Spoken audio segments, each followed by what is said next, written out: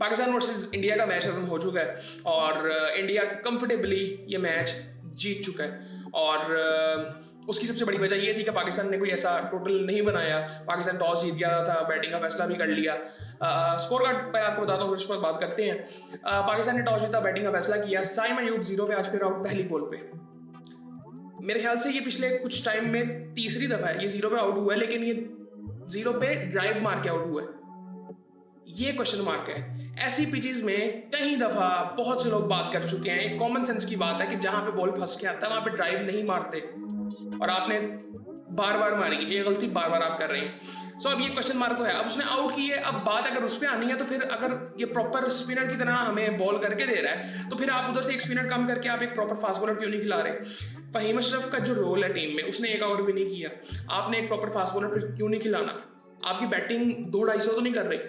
सो ये question mark है हमारे अंदर। मतलब अब पिछले कुछ टाइम में अगर मैं देखूं तो हम कुछ गलतियां अपनी ठीक कर रहे हैं, लेकिन ये गलतियां इस मैच में हमें बहुत नजर आई होंगी। साइम अयूब का सीरियसली मसला है, उसको सीरियसली सोचना पड़ेगा, वरना उसकी एज अ बैटर जगह नहीं बनती। फरहान 44, फरहान की एक चीज मुझे अच्छी लगी, उसने जो 2-3 छक्के बुमराह को मारे ना, वो इंटेंट तो नजर आ रहा था, लेकिन उसके साथ साथ वो जो डॉट बॉल्स खेल रहा था, आज भी हमने तकरीबन 63 डॉट बॉल्स खेली हैं। एग्रेसिव क्रिकेट का, मॉडर्न डे क्रिकेट का सबसे पहला उसूल ये है कि आपने डॉट बॉल्स खेलनी बंद करनी है। वो हम नहीं कर रहे हैं। पता नहीं हमें कोई कह भी नहीं रहा, मुझे नहीं पता। और ये मैं पता नहीं 3-4 सालों से आई थिंक ये बात मैं कर रहा हूँ, लेकिन मेरे बात करने से क्या है, आई थिंक मुझे लगता है कि ये डिस्कस ये चीज़ हो ही नहीं रही। एग्रेसिव क्रिकेट का मतलब क्या है? मतलब एक छक्का आपने मारा और 5 डॉट खेल गई। आई थिंक ये गलतियां हमारे अंदर हैं, और ये सबसे पहले ये चीज़ ठीक करनी है कि हमें सिंगल डबल लेनी है और हमने डॉट बॉल्स नहीं खेलनी। ये किसी तरह आई थिंक बैन करनी चाहिए, और ये मैसेज नीचे तक आना चाहिए, ना कि सिर्फ ये पाकिस्तान के जो टीम के खिलाड़ी हैं इन तक, नीचे तक ये मैसेज जाना चाहिए कि डॉट बॉल्स नहीं खेलनी। आप अपने स्ट्राइक रेट बेहतर करना है, लेकिन ठीक है वो छक्के लगा के नहीं सिर्फ आपने करना, आपने डॉट बॉल्स कम खेल के भी आप कर सकते हैं, जो कि आई थिंक एक मसला सीधा सा नजर आता है। खैर फरहान ने 40 रन बनाए। अब वो भी ऐसी इनिंग थी। फरहान और फ़खर जिस वक्त खेल रहे थे, मुझे दोनों बड़े मिचोड़ उस वक्त लग रहे थे। फ़खर मुझे ना क्या कहते हैं, फरहान थोड़ा सा मुझे उसका कॉन्फिडेंस जो है ना वो लूज लग रहा था। बिल्कुल उड़े हुए थे उसके हालात शुरू में, पहले 1-2 ओवर में, लेकिन बाद में वो बेहतर हुआ जब उसने एक शॉट मारा, बुमराह को एक छक्का मारा, सो वो बेहतर लग रहा था फिर। लेकिन आई थिंक उस तरह आउट होना नहीं चाहिए था। इतनी बॉलें आपने खेलनी है, तकरीबन आधी बॉलें आपने खेलनी है, तो वहाँ से आई थिंक पाकिस्तान को एक अच्छा स्कोर करके देना चाहिए था फरहान को। हारिस जिस तरह से आउट हुआ, ठीक है वो खेलता है इस तरह से, क्या बात करें उसकी। फ़खर जमान ने 17 रन बनाए। काफ़ी हद तक ना इसने वो जो प्रेशर उस वक्त था ना, वरना वहाँ पे कोलैप्स कर जाना था अगर फ़खर आउट हो जाता तो। फ़खर के बाद जो हुआ है ना वो बहुत अजीब सी चीज़ें थी। अब वो क्या था, सलमान अली आगा, एक तो आपने 11-12 बॉलें खेलनी, और फिर उसके बाद जो शॉट मारा है यार, वो शॉट नहीं था। मतलब हमारी शॉट सिलेक्शन मुझे नहीं समझ आती कब ठीक होगी। वो बाहर बॉल है, वहां से आप स्वीप उठा रहे हो इधर और आपने कैच पकड़ा दी है। या तो आप टांग पूरी बाहर निकालो, या तो आपकी फुट मूवमेंट थोड़ी सी ऑफ साइड पे हो, जहां पे आप हवा में बॉल को ना खेलो। ये छोटी छोटी चीजें हैं जो हमारी शॉट सिलेक्शन, आई थिंक ये चीजें वही है, मैं पहले बात कर चुका हूँ कि हम टैलेंट की बेस पे खेलते हैं। हम ये चीजें प्रूवन नहीं है ना, परफॉर्मेंस प्रूवन होती है, टैलेंट कहाँ से प्रूव हुआ होता है? वो तो हमने एक दफा देख लिया जी, खिलाओ इसको। सो खैर ये मसले हमारे हैं, और ये जब तक सिस्टम नहीं बनेगा, उस सिस्टम से फिर लड़के नहीं आएंगे, कुछ नहीं हो सकता। उसके बाद हसन नवाज ने, मेरी समझ से बाहर है उसने शॉट, ये क्या शॉट मारी थी इसने इस पिच पे, समझ से बाहर है ये। सो मोहम्मद नवाज, इसमें मैं क्या बात करूँ, पहली बॉल में वो भी आउट हुआ है। सो या तो हमारा फिटनेस लेवल इतना गंदा है कि हम बिल्कुल पिक ही नहीं कर पाए स्पिन को। स्पिन बॉलिंग ऐसी नहीं है, हम उसको ठीक नहीं खेल रहे, और कॉन्फिडेंस हमारा वहाँ पे स्पेशली बैटिंग करते हुए कम होता है, हमारी हवाइयाँ उड़ी होती हैं। सो ये चीज़ें हमें थोड़ी सी समझनी पड़ेगी। फहीम अशरफ ने 11 रन बनाए 14 बॉलों में, वरुण चक्रवर्ती ने उनको आउट किया। क्या जरूरत थी वो शॉट मारने की? रिवर्स की क्या जरूरत थी? चलो आपने रिवर्स मारना भी है, वो आपको विकेट में बॉलिंग कर रहे हैं, तो आप अपनी टांग तो थोड़ा साइड पे करो। फिर बिल्कुल टांग के आगे खेलते हैं, और सूर्य कुमार यादव ने भी स्वीप्स खेली हैं, उसके तो नहीं पैड पे लगी बॉल, उनकी किसी बैट्समैन के पैड पे बॉल नहीं लगी। सो हमें ये चीज़ें थोड़ी सी देखनी चाहिए। खैर उसके बाद शाहीन शाह अफरीदी ने 33 रन बनाए 16 बॉलों में, उसकी बदौलत ही 127 तक चले गए थे, वरना ये 100 भी नहीं होना था। आई थिंक बड़ी ज़बरदस्त। एक तो उसने बैटिंग अच्छी की, बॉलिंग भी डिसेंट कर रहा था। बैटिंग बॉलिंग में उसने मतलब उसको जो मार थोड़ी बहुत पड़ी है अभिषेक से, वो उस तरह उसने खेलना था, लेकिन आपके पास रन ही नहीं थे, वरना ये I think 150 at least winning total तो नहीं मैं कह सकता, लेकिन वहाँ पे मैच फंस सकता था। सो खैर उसके बाद सुफियान ने एक दो शॉट्स बड़े ज़बरदस्त लगाए, 2 चौके लगाए उसने, बड़े ज़बरदस्त लगाए उसने। एक फ्री हिट पे उसने लगाया था। सो अब ये कुछ प्लस पॉइंट्स नजर आते हैं, बट आई थिंक बहुत मसले हैं। हार्दिक पांड्या ने एक आउट किया जी 34 रन देके 3 ओवरों में, 2 आउट किए हैं। बुमराह ने 28 रन देके 4 ओवरों में। वरुण चक्रवर्ती ने 24 रन दिए 4 ओवरों में। कुलदीप यादव ने 3 आउट किए हैं 18 रन देके 4 ओवरों में।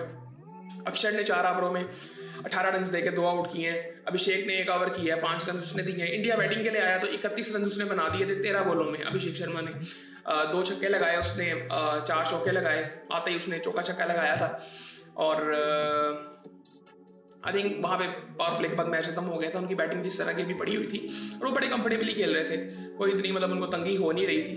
क्योंकि उसकी वजह सबसे बड़ी ये है कि असल में जब ये चीज़ें होती हैं ना तो ऐसे लगता है कि स्किल का बहुत ज़्यादा गैप है, कॉन्फिडेंस का बहुत ज़्यादा गैप है। इनएक्सपीरियंस टीम लग रही थी पाकिस्तान की। साइम को रन्स करने चाहिए थे आज, हारिस को आज रन्स करने चाहिए थे, हसन नवाज को आज रन्स करने चाहिए थे, इवन सलमान अली आगा को एक अच्छी इनिंग खेलनी चाहिए थी। हम यहाँ पे इजीली 150-60 इजीली कर सकते थे, इस बॉलिंग लाइनअप पे कर सकते थे इजीली। वो कॉन्फिडेंस इतना लूज था कि हमने पहले 10 ओवरों में मैच उनके हाथ में दे दिया था।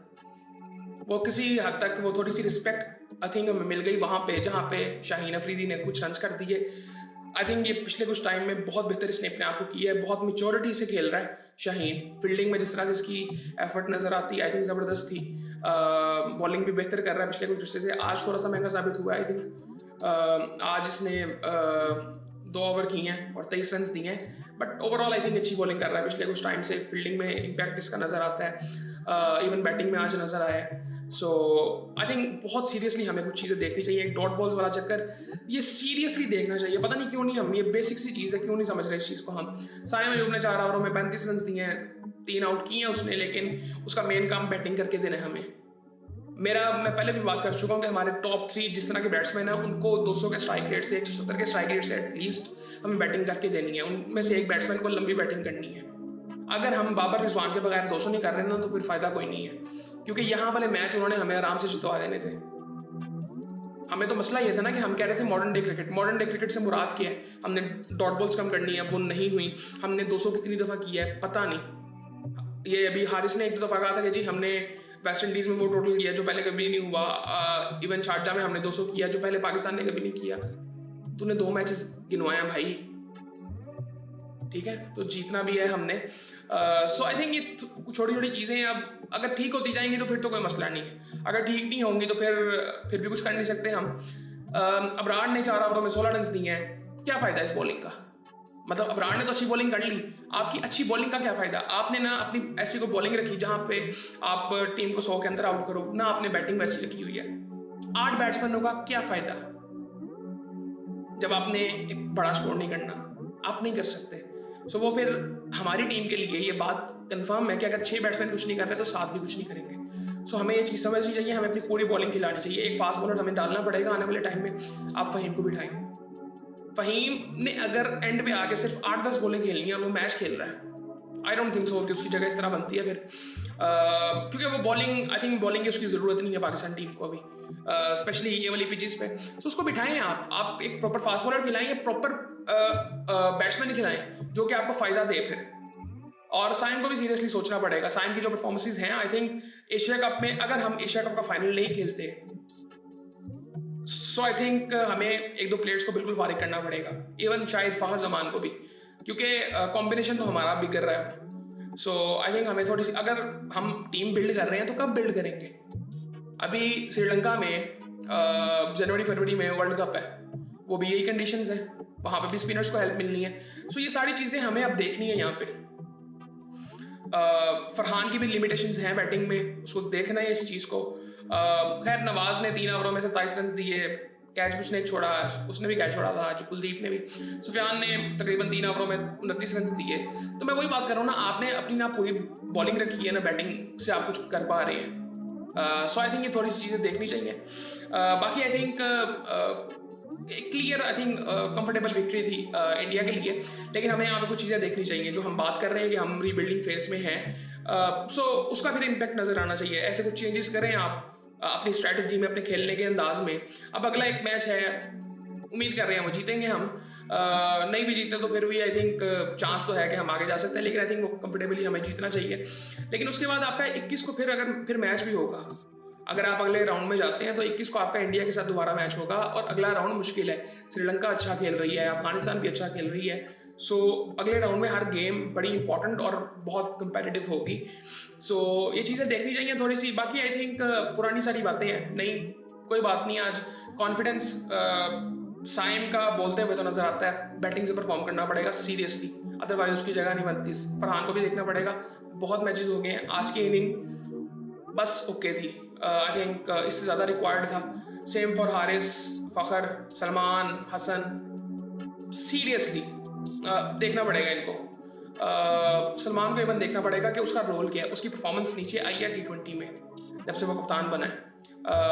ओवरऑल कप्तानी तो वो डिसेंट कर रहा है, लेकिन आई थिंक उसकी अपनी परफॉर्मेंस से उसको मैचेस जितवाने हैं, जो कि उसका इम्पैक्ट नज़र आता है, लेकिन आई थिंक रेगुलरली नज़र आना चाहिए। सेम फॉर नवाज, फ़हीम की जगह नहीं बनती अगर आपने उसे बॉलिंग नहीं करवानी और बैटिंग वो पूरी नहीं कर रहा तो कोई फ़ायदा नहीं है। आप या तो एक प्रॉपर बैट्समैन खिलाएं। हुसैन तलत को आपने ट्राई क्यों नहीं किया है? बहुत बेहतर बैट्समैन है, वो प्रॉपर आपको बैटिंग ऐसे विकेटों पे करके दे सकता था। इवन मुझे लगता है वो किसी भी विकेट पे बैटिंग कर सकता है, टेक्निकली काफ़ी स्ट्रॉन्ग है। और या तो उसको ऐड करते हैं या तो प्रॉपर हारिस को ऐड करते हैं आप, प्रॉपर बॉलर को, अगर आपने स्पिनर को नहीं निकालना था तो। सो ये सारी चीज़ें आई थिंक देखने वाली हैं। बाकी आई थिंक फिर आपसे बात होती है।